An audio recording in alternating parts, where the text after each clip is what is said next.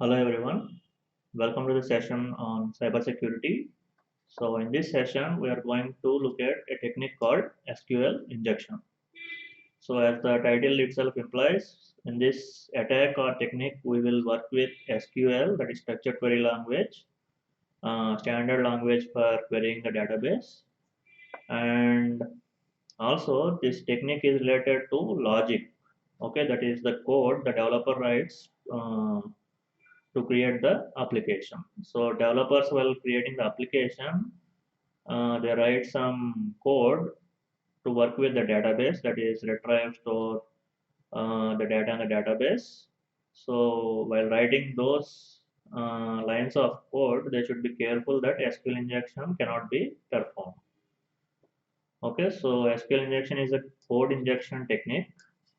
Okay, where why it is called injection technique means the attacker will try to inject or give the code, I mean the SQL code in the application. So that's why this is called code injection technique.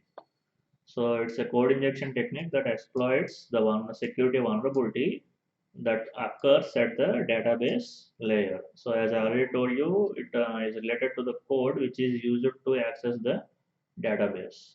Okay, and this vulnerability is because the form input is not filtered incorrectly and form input is not strongly typed. So here form means the form in the HTML page or web page. So I think all of you are familiar with the forms. You can see these forms while mm, signing up, that is login page, or while registering for a particular website. You can see so many fields. So all those fields is called a form. Okay. So if you don't restrict the text that is being entered in a form field, this SQL injection can happen. For example, while you are logging in, it is common to give your username. Okay, so if the developer is not restricting the text in the username field or text field, this SQL injection can happen. Okay, and in some languages like dynamically typed languages like JavaScript, Python, etc., developers generally don't check for types, that is integer, strings, etc. So in those cases also this SQL injection can be performed. So the main objective is to gain access to the database. So once the database falls into the attacker's hand, all the data is gone. Your usernames, your passwords, if it is a retail website, your credit card details, debit card details, everything are gone. So what happens in this attack is the arbitrary malicious code is placed in a web form field. This arbitrary malicious code is SQL code, okay, along with some special characters, right? And this allows the attacker to gain access to the database, right? Okay. So what are the different steps involved in performing a SQL injection attack are these things. First, we need to locate or search for the pages which contains a form where we can enter some SQL commands or queries, and then identify the vulnerable fields. Maybe if a form is containing 10 fields, maybe only one field will accept SQL query. Okay, so you have to identify such vulnerable fields and then input the crafted code, that is the SQL code along with some special characters in that vulnerable field. And finally, you can use SQL commands to retrieve or place the data in the database. So once you can access the database, you can modify the data in the database also. So let's see some example of SQL injection. So consider a table name users, and these are the column names in the table: user ID, first name, last name, password, and other columns are there. So let's consider a simple SQL query: display the first name, last name, for a particular user. Okay, and the SQL query will be like this: select first name, last name from users table where the user ID is equal to the value which is given in the web page.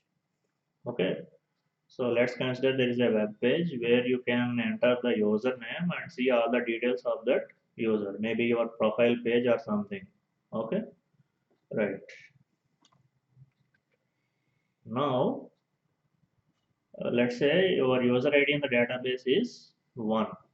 Okay, so whenever the user specifies their username, that username will be converted into a numerical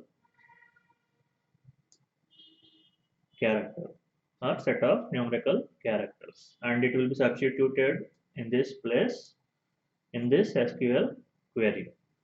Okay, and the results will be displayed on the web page. This is the normal operation. Now, how can we use this query to input or inject some SQL code is like this.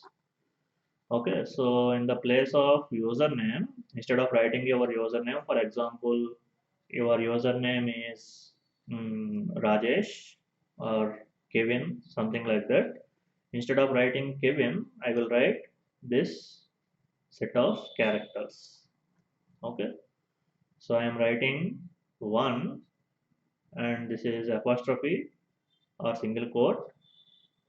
Uh, Along with that, I am writing the Boolean operator in SQL, which is OR, followed by 1 equal to 1. So 1 equal to 1 is always true. Okay, and this hash is used to terminate the command. Okay, all right. So what happens when we write this is, here I am writing 1, so it will be substituted in this place. Okay, so 1 apostrophe or 1 equal to 1 hash. So all these things will come in the place of 1.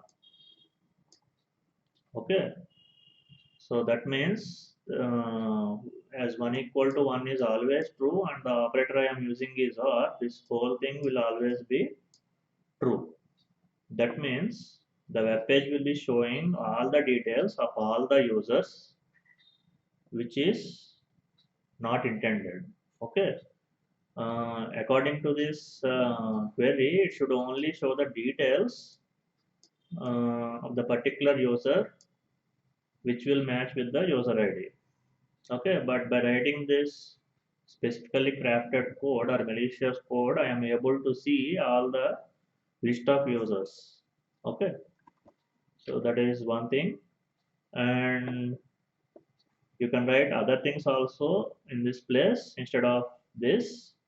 So here I am writing select null comma table name. Okay, from information underscore schema dot tables. So once when you write this whole thing in the place of 1, that is here in this place, if you write the entire query, this one, it will show all the tables which are in the database. Okay, and after that, if you want to see particular columns in a particular table, you will write this query: select table name comma column name from information underscore schema dot column names. Okay, and finally, if you want to see specific columns in a specific table, you will write select user comma password from users. Right, so this is how SQL injection works. And then what are the different ways in which we can prevent SQL injection attack is, you have to use parameterized queries. Okay, when you are doing input validation. Okay, so then you can modify your error reporting process or service. So whenever For example, if I enter special characters in the form field, if you don't modify the error reporting, it will show what kind of database software we are using on the web page. By looking at that, I can modify my SQL code and perform attacks. So it is necessary to modify that error reporting. So instead of showing the database details, you can show a blank page or you can show some other generic information. And other ways, don't use any default configuration, change your default usernames and passwords, and isolate the database server from the web server so that even if the database server is compromised, your web server is still running, and delegate the attacks to separate servers. That is, you can replicate the database server or you can use something called honeypots to capture the attacks. So that's it about SQL injection.